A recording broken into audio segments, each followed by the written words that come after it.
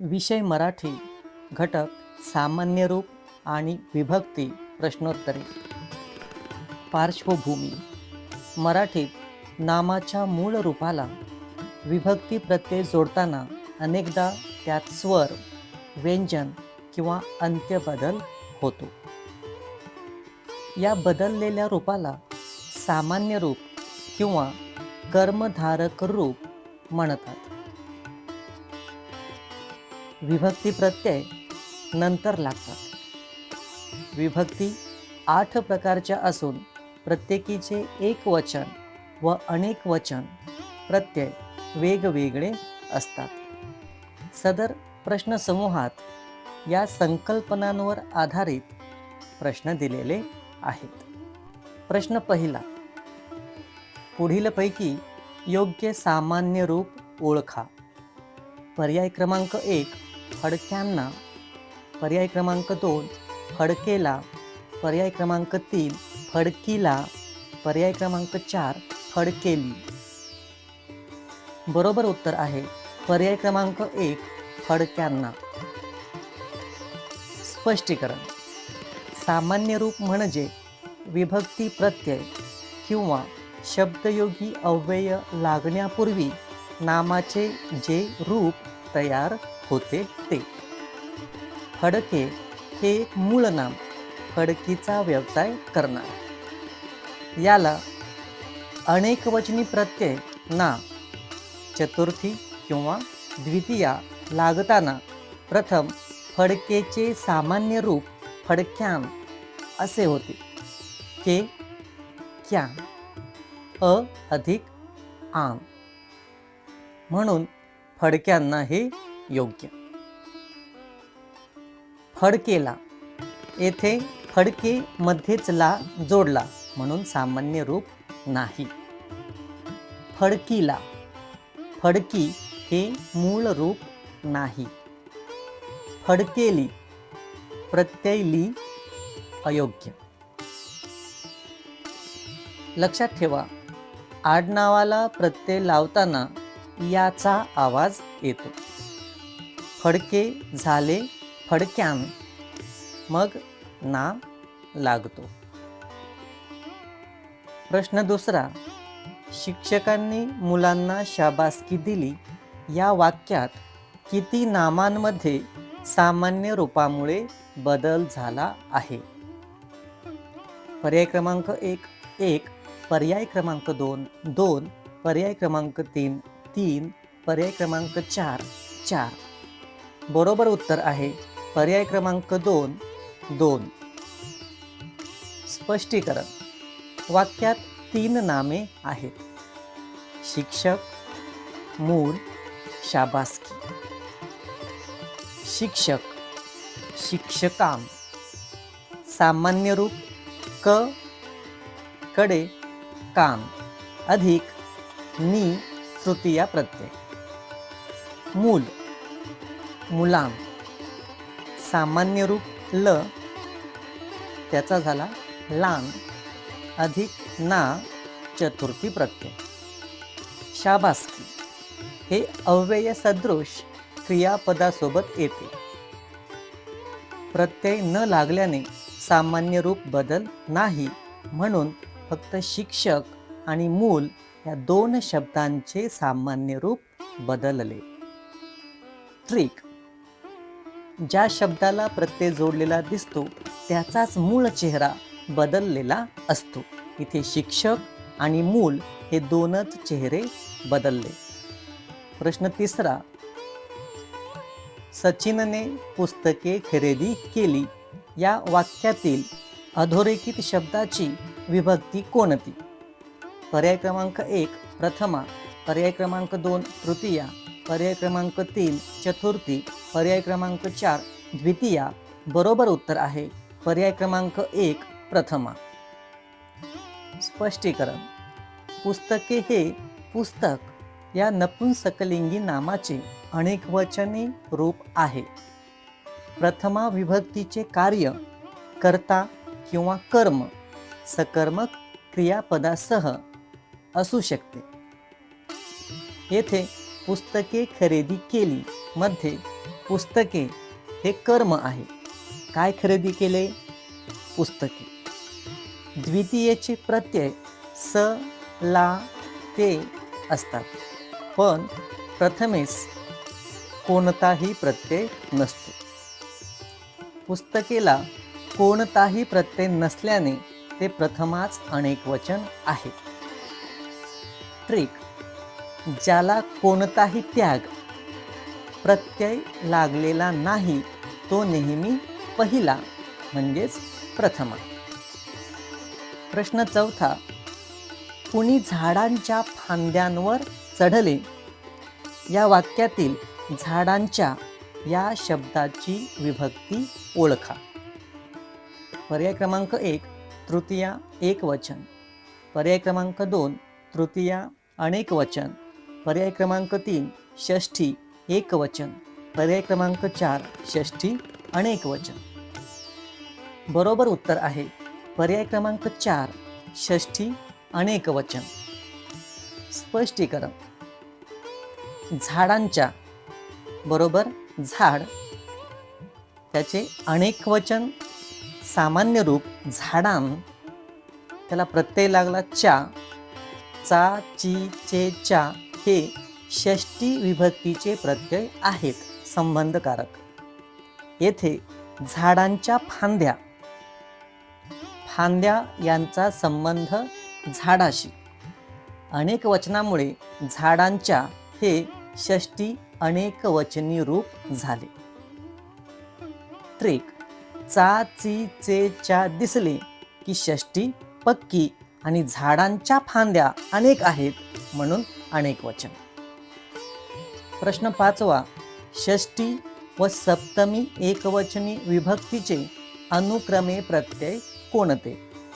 पर्याय क्रमांक 1 चा, ची, चे, ने, ए, शी, पर्याय क्रमांक 2 त, ई, आ, स, ला, ते, पर्याय क्रमांक 3 त, ई, आ, चा, ची, चे, पर्याय क्रमांक 4 चा, ची, चे, त, ई, आ. बरोबर उत्तर आहे पर्याय क्रमांक 4 चा, ची, चे, त, ई, आ. स्पष्टीकरण: विभक्ती प्रत्यय एकवचन, प्रथमा प्रत्यय नाही. द्वितीया स, ला, ते, तृतीया ने, ए, शी, चतुर्थी स, ला, ते, पंचमी ऊन, हून, षष्ठी चा, ची, चे, सप्तमी त, ई, आ. संबोधन एकवचनात प्रत्यय नाही, अनेकवचनात नो म्हणून षष्ठी एकवचन चा, ची, चे, सप्तमी एकवचन त, ई, आ. ट्रिक: षष्ठीची चाची, चाचीचे आणि सप्तमीची ताई त, ई, आ अनुक्रमे लक्षात ठेवा. प्रश्न 6वा. स, ला, ते, स, ला, ना, ते हे विभक्ती प्रत्यय कोणत्या विभक्तीत आहेत? पर्याय क्रमांक 1 द्वितीया तृतीया, पर्याय क्रमांक 2 तृतीया चतुर्थी, पर्याय क्रमांक 3 द्वितीया चतुर्थी, पर्याय क्रमांक 4 प्रथमा संबोधन. बरोबर उत्तर आहे पर्याय क्रमांक 3 द्वितीया चतुर्थी.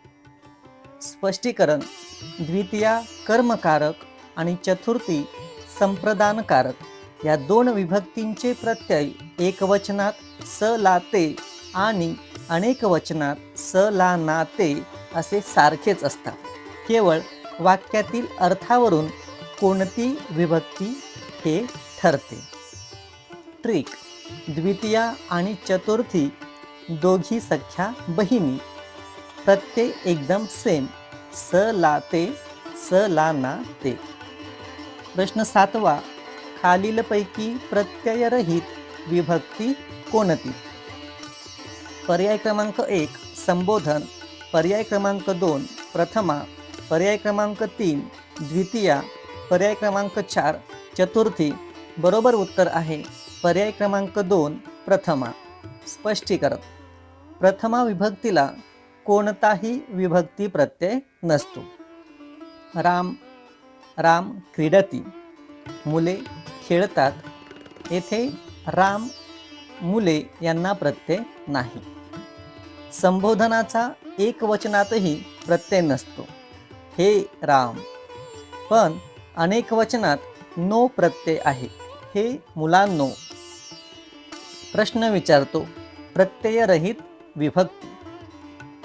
संबोधन अनेक वचनात प्रत्यययुक्त असल्याने पूर्णपणे प्रत्ययरहित फक्त प्रथमाच आहे. ट्रिक. पहिल्या म्हणजेच प्रथमा माणसाला कुणाच्या आधाराची किंवा प्रत्ययाची गरज नसते. प्रश्न 8वा. माझ्या घरी जागेची मुळीच कमतरता नाही या वाक्यातील घरी या अधोरेखित शब्दाची विभक्ती ओळखा. पर्याय क्रमांक 1 सप्तमी, पर्याय क्रमांक 2 प्रथमा, पर्याय क्रमांक 3 द्वितीया, पर्याय क्रमांक 4 षष्टी. बरोबर उत्तर आहे पर्याय क्रमांक 1 सप्तमी. स्पष्टीकरण. घर या प्रातिपदिकाला सप्तमी अधिकरण कारकचा एकवचनी प्रत्यय ई लागून घरी शब्द बनला. सप्तमीचे इतर प्रत्यय त, घरात, आ, शेता, शेत, क्वचित. घरी हे ठिकाण स्थान दर्शवते. घरी जागा म्हणजे घरात जागा. ट्रिक. घरात त, घरी ई, त ई आ आले की ठिकाण सप्तमी ठरले. प्रश्न 9वा. कोणत्या दोन विभक्तीचे प्रत्यय सारखे आहेत? पर्याय क्रमांक 1 प्रथमा द्वितीया, पर्याय क्रमांक 2 तृतीया चतुर्थी, पर्याय क्रमांक 3 द्वितीया चतुर्थी, पर्याय क्रमांक 4 प्रथमा संबोधन. बरोबर उत्तर आहे पर्याय क्रमांक 3 द्वितीया चतुर्थी. स्पष्टीकरण. प्रश्न 6 प्रमाणेच. द्वितीया कर्म व चतुर्थी संप्रदान यांचे प्रत्यय समान आहेत. तृतीयेचे प्रत्यय ने, ए, शी, नी, ही वेगळे आहेत. प्रथमा प्रत्ययरहित. संबोधनाचा अनेक वचनी नो वेगळा. ट्रिक. 2 आणि 4 एकमेकांच्या पाढ्यात आहेत आणि त्यांचे प्रत्ययही सेम आहेत. प्रश्न 10वा. कोल्हापुराहून बेंगलोरला पोहोचायला बरेच तास लागतात. या वाक्यातील कोल्हापुराहून शब्दाची विभक्ती ओळखा. पर्याय क्रमांक 1 षष्टी, पर्याय क्रमांक 2 सप्तमी, पर्याय क्रमांक 3 द्वितीया, पर्याय क्रमांक 4 पंचमी. बरोबर उत्तर आहे पर्याय क्रमांक 4 पंचमी. स्पष्टीकरण. पंचमीचे विभक्तीचे कार्य अपादान, पासून, हून, ने, वेगळे होणे. प्रत्यय एक वचन ऊन, हून. अनेक वचन ऊन, हून, आन, कडून, पासून. कोल्हापुराहून कोल्हापूर या स्थानापासून येणे दर्शवते. हून प्रत्यय स्पष्ट आहे. ट्रिक. कुठून तरी निघालो. ऊन, हून म्हणजे दुरावा आला की पंचमी झालीच म्हणून समजायचं. प्रश्न 11वा. कोणत्या विभक्तीला प्रत्यय नसतात? पर्याय क्रमांक 1 प्रथमा, पर्याय क्रमांक 2 द्वितीया, पर्याय क्रमांक 3 पंचमी, पर्याय क्रमांक 4 संबोधन. बरोबर उत्तर आहे पर्याय क्रमांक 1 प्रथमा. प्रश्न 7शी संबंधित. प्रथमेस प्रत्यय नाही. संबोधनाला अनेक वचनात प्रत्यय असतो म्हणून प्रत्यय नसतात असे म्हणता येणार नाही. ट्रिक. प्रथमा म्हणजे नंबर 1. जो नंबर 1 असतो तो फ्री प्रत्यय मुक्त असतो. प्रश्न 12वा. मुलांनी आज्ञा पाळावी या वाक्यातील नाम कोणत्या विभक्तीत आहे? अधोरेखित शब्द आहे मुलांनी. पर्याय क्रमांक 1 चतुर्थी अनेकवचनी पर्याय क्रमांक 2, द्वितीया अनेकवचनी पर्याय क्रमांक 3, षष्ठी अनेकवचनी पर्याय क्रमांक 4, तृतीया अनेकवचनी. बरोबर उत्तर आहे पर्याय क्रमांक 4, तृतीया अनेकवचनी. स्पष्टीकरण. मूल या नामाचे अनेकवचन सामान्य रूप मुलान अधिक नी प्रत्यय. नी हा तृतीया विभक्ती करणकारकचा अनेकवचनी प्रत्यय आहे. कर्त्याने क्रिया करताना ज्या साधनाने कृती केली ते करण इन्स्ट्रुमेंट. येथे मुलांनी आज्ञा पाळावी. मुले कर्ता आहेत, पण मुलांनी हे कर्त्याने केलेले साधन दर्शवत नाही, तर कर्ता स्वतःच करण रूपात आहे. मराठीत तृतीया कर्त्यासाठीही वापरली जाते. ट्रिक. ने, शी, नी, ही आहे तृतीयेचीच कामगिरी. सारांश व परीक्षापेक्षी सूचना. सामान्य रूप ओळखणे. प्रत्यय लागण्यापूर्वीचे रूप म्हणजे सामान्य रूप. केचे कॅन, लचे लान, कचे कान हे बदल लक्षात ठेवा. विभक्ती प्रत्यय सारणी एकवचन व अनेक वचनासाठी मुखोद्गत करा. परीक्षेत चा, ची, चे, च्या षष्ठी, त, इ, आ सप्तमी, स, ला, ते द्वितीया किंवा चतुर्थी, ने, शी, नी, ही तृतीया, ऊन, हून पंचमी.